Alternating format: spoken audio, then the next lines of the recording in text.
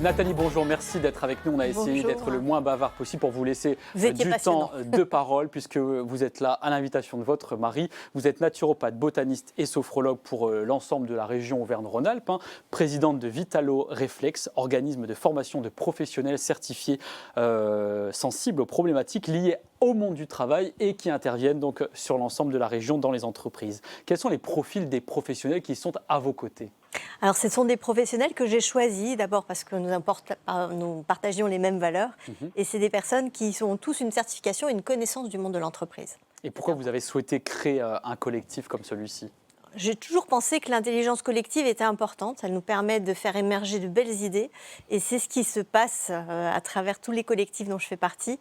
C'est qu'on a des idées ensemble et qu'on arrive à les mettre en musique. Voilà, les mettre en musique et en œuvre à travers des formations que vous proposez donc pour améliorer la qualité de vie et les conditions de travail. Comment ça se concrétise ? Les actions de QVCT sont devenues de plus en plus importantes en entreprise. QVCT, ça veut dire qualité de vie et conditions de travail. Oui. Donc effectivement, on propose des animations, des formations avec des réflexologues, des équicoachs, des métiers très différents, mais toujours autour du bien-être pour permettre aux entreprises de pouvoir proposer des ateliers autour de la santé physique, santé mentale et le bien-être. Mais est-ce que les dirigeants des entreprises, vous en êtes un notamment, sont de plus en plus ouverts et ne voient pas cela comme quelque chose de superflu ? Alors les échanges que j'ai avec eux et avec les DRH et les responsables RPS, donc risques psychosociaux, sont très sensibles au sujet. Et je pense que le Covid aussi est passé par là, et qui fait prendre conscience de l'importance vraiment de la prévention. De la prévention, d'être en prévention pour limiter aussi les arrêts de travail, les burn-out et les difficultés qui peuvent associer. Raison pour laquelle vous avez participé au salon Préventica à Eurexpo, ce sera les 8, 9 et 10 octobre. Alors c'est une activité qui occupe les 2 tiers de votre temps et le dernier est consacré aux particuliers pour transmettre vos savoirs de botaniste, notamment par le biais de sorties nature, des stages de cueillette, cuisine, des plantes sauvages. Et en ce moment, à l'approche de l'automne, quelles sont, on va dire, les plantes sauvages que l'on peut cuisiner ? On va en prendre une, on l'a encore cuisinée ce midi, c'est l'ortie en fait. L'ortie, oui, la soupe d'ortie, c'est très bon d'ailleurs. Oui, on a fait c'était une poêlée. C'était une poêlée d'ortie avec quelques légumes du soleil. Et ça, c'est formidable parce que c'est très reminéralisant, c'est très riche. C'est la plante phare, les ethnobotanistes vous le diront, ou même les botanistes. Donc c'est une plante facile à reconnaître parce qu'elle pique. Oui. Et qu'on peut cuisiner aussi.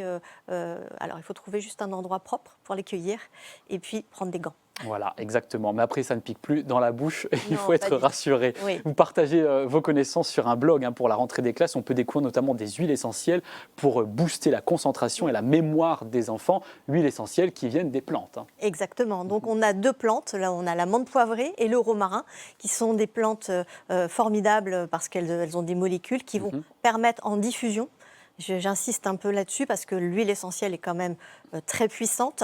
Donc, il faut faire attention à son usage. Donc, il ne faut pas hésiter à se rapprocher de praticiens dédiés en aromathérapie.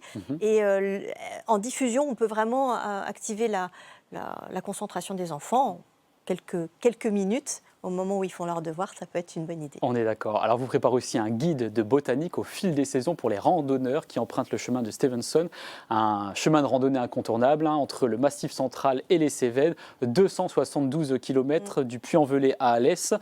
Quelle est votre intention ?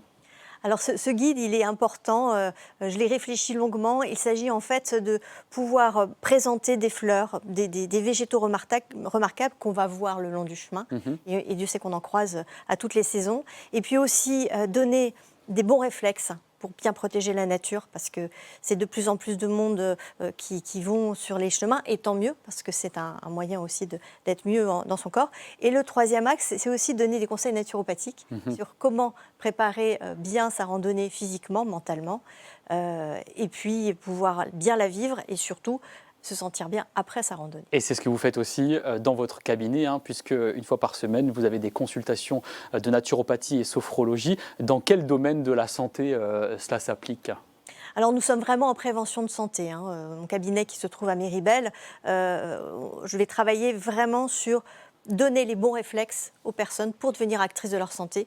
Et finalement, c'est bien de venir me voir quand on est en bonne santé. Voilà. Et pour celles et ceux qui ne peuvent pas venir vous voir, vous avez lancé une association solidaire de naturopathes qui s'appelle RL à Lyon, avec 20 praticiennes de santé. Qui ciblez-vous précisément ?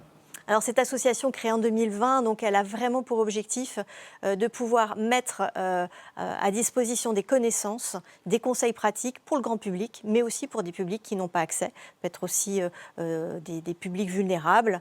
Et là, on a des rencontres extraordinaires. Voilà, que ce soit des personnes en situation de handicap ou encore des sans domicile notamment. Exactement. On peut aller sur ce site internet de cette association pour découvrir ses activités, rlasso.com. Merci beaucoup à tous les deux. On va se retrouver demain dans Vous êtes formidables sur France 3 Auvergne-Rhône-Alpes. À demain.